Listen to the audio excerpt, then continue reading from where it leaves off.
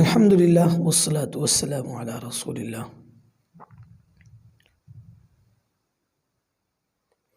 سامعین مکرم، آج کی جو نشست ہے وہ ہے اللہ سے مشورہ کیسے کریں۔ بہت سارے لوگ سمجھ رہے ہوں گے کہ یہ ایک نئی بات ہے، جبکہ قرآن اور حدیث سے یہ بات ثابت ہے کہ بندہ اللہ سے بھی مشورہ کر سکتا ہے۔ اس کی طریقہ کار کیا ہے؟ آپ صلی اللہ علیہ وسلم نے خود اس کا وہ طریقہ بتایا ہے۔ عرف عام میں یا شرع میں اس کو استخارہ کہتے ہیں۔ تو آج کا سوال یہ ہے کہ استخارہ کیا ہے، کیسے کیا جاتا ہے، اور اس کے لیے کیا چیزیں ضروری ہیں، اور آج کل کے دور میں بہت ساری چیزیں جو استخارہ کے بارے میں مشہور ہیں، کیا وہ در حقیقت صحیح ہیں یا غلط ہیں۔ پہلے تو فضیلت سن لیں کہ استخارے کی فضیلت کیا ہے، اللہ سے مشورہ کرنا۔ اللہ سے مشورہ کے بارے میں آپ صلی اللہ علیہ وسلم نے فرمایا کہ اے ابن آدم، تیری سعادت اور نیک بختی یہ ہے کہ تو اللہ جل شانہ سے استخارہ کرے، اور جب تو استخارہ کر لے گا تو ندامت سے بچا رہے گا۔ جو کام استخارہ کر کے کیا جائے اس میں ناکامی اور نامرادی سے بچا جا سکتا ہے۔ اور اسی طریقے سے آپ صلی اللہ علیہ وسلم نے ایک دوسری حدیث میں فرمایا کہ جو استخارہ کرتا ہے وہ ناکام نہیں ہوتا۔ یہ اللہ کے رسول کی احادیث میں آپ کے سامنے بیان کر رہا ہوں۔ اور نادم نہیں ہوتا، اور جو متوسط چال چلتا ہے متوسط طریقے سے پیسے کو خرچ کرتا ہے وہ کبھی محتاج نہیں ہوتا ہے۔ یہ مکمل حدیث ہے۔ تو اس حدیث کے اندر ہمیں تین باتیں سمجھ آ گئی ہیں۔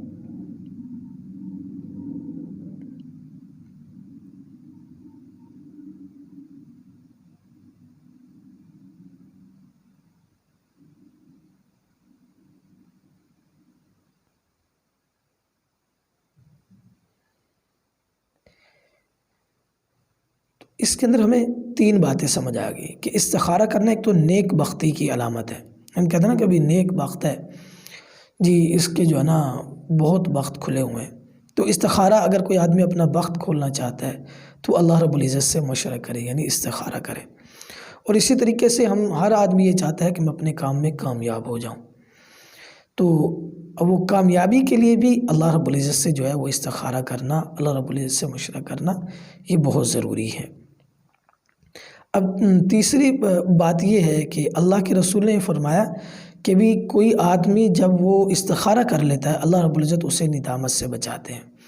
ندامت سے یہ ہے کہ بھی ایک تو اس کا کوئی ایسا نقصان نہیں ہوگا، دوسری بات یہ بھی ہو سکتی ہے کہ بھی اس کو پریشانی نہیں ہوگی، اس کام کے اندر آسان انداز میں اس کا کام ہو جائے گا، اور اس کے کام میں ناکامی اللہ رب العزت نہیں آنے دیں گے اس کو۔ حضرت جابر رضی اللہ عنہ فرماتے ہیں کہ رسول اللہ صلی اللہ علیہ وسلم نے ہمیں دعا اور استخارہ اس طرح تعلیم فرماتے تھے جس طریقے سے سورۃ قرآن پاک کی تعلیم فرمایا کرتے تھے، اور تمام کاروبار میں استخارہ کرنے کی تاکید فرماتے تھے۔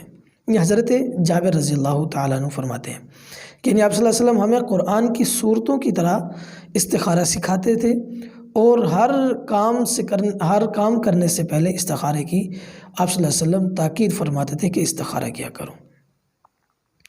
تو یہ بات تو سمجھ آ گئی کہ استخارہ بہت زیادہ ضروری چیز ہے، لیکن اب یہ ہے کہ بھی استخارہ کن امور میں کیا جا سکتا ہے، یہ بات بھی بہت اہم ہے۔ اب یہ بات ذہن میں رکھ لیں کہ استخارہ صرف جائز کاموں میں ہی کیا جا سکتا ہے، برے کاموں میں یہ استخارہ نہیں کیا جا سکتا۔ اور اسی طریقے سے استخارہ اس مقام پر کیا جاتا ہے کہ جب آدمی کا ذہن وہ منتشر ہو جائے، آدمی ایک کام کرنے لگتا ہے تو اس کو یہ ذہن میں بار بار آتا ہے کہ نہ جانے یہ کام کیسا ہے، کامیابی ہوگی یا نہیں ہوگی، یا پتہ نہیں یہ کام درست ہے یا میرے لیے غلط ہے، یا میری جس طرح کہتے ہیں کہ قسمت میں یہ اچھا ہوگا یا نہیں ہوگا۔ تو جب ذہن منتشر ہو جائے، ذہن کوئی فیصلہ نہ کر پائے، تو اس وقت آدمی کو استخارہ کرنا چاہیے۔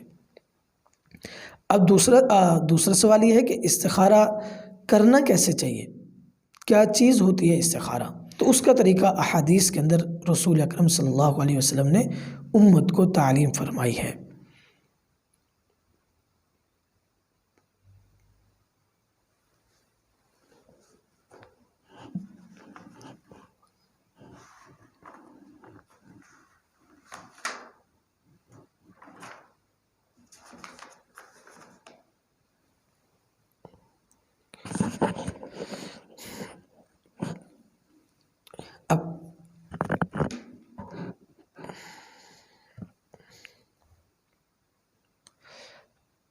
آپ صلی اللہ علیہ وسلم نے استخارے کا جو طریقہ بتایا ہے وہ آج کل کے مروجہ استخاروں سے کافی مختلف ہے۔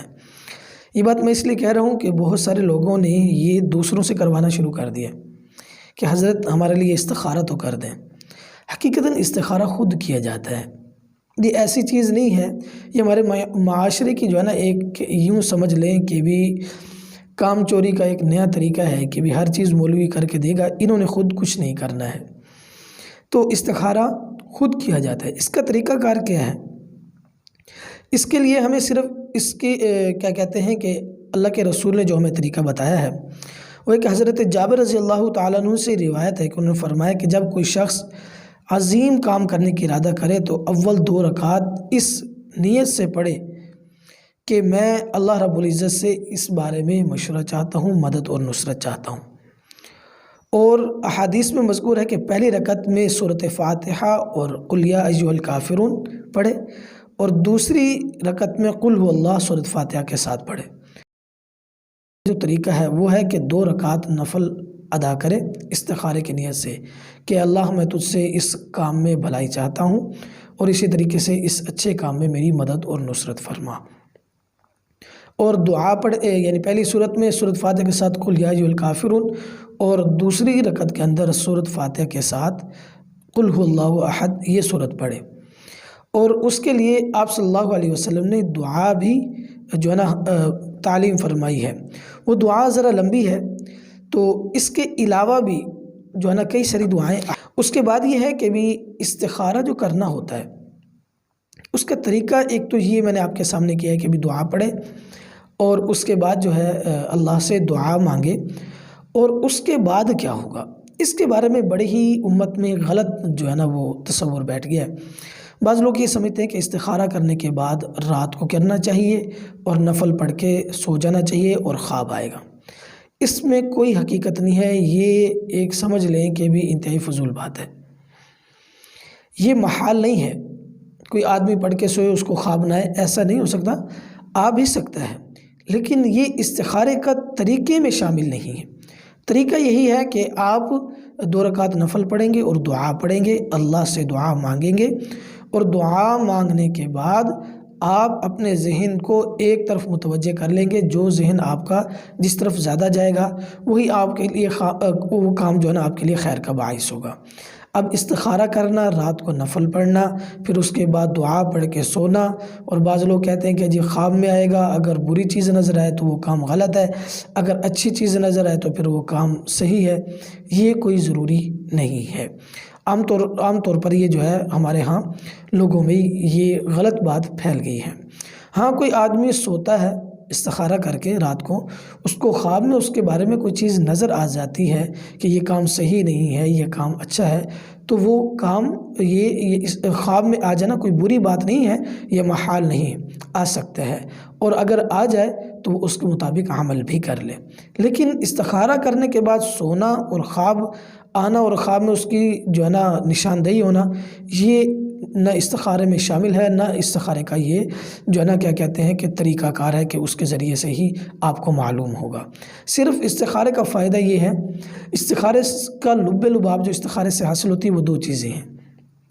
پہلی چیز یہ ہے کہ آپ کا ذہن جو ہے وہ ایک طرف چلا جائے گا، اچھا، اور دوسری بات یہ ہے کہ استخارہ جو کرنا ہے وہ دراصل اللہ سے مدد طلب کرنا ہے، کیونکہ استخارہ برے کام میں تو کیا نہیں جائے گا، اچھے کام میں کیا جائے گا، تو اب اس کے اندر اللہ سے مدد طلب کرنا ہے۔ استخارے کا مطلب یہ نہیں ہے کہ ہم اس کام کو اچھا یا برا یعنی کر لیں گے، یہ نہیں ہے، یعنی اس کی تفریق ہو جائے گی۔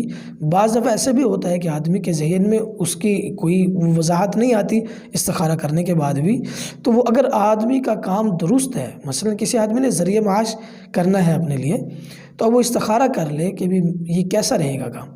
اگر اس کے ذہن میں کوئی جو ہے نا تصور نہیں بیٹھتا، یعنی کوئی ایک طرف اس کا ذہن کا جھکاؤ نہیں بھی ہوتا، تو اس کام کو استخارہ ذہن کر کے اس کے بعد شروع کر لے اللہ کا نام لے کے، اللہ رب العزت استخارے کے ذریعے سے، یعنی استخارہ کرنے کی وجہ سے اللہ رب العزت اس میں اسے ناکام نہیں کریں گے۔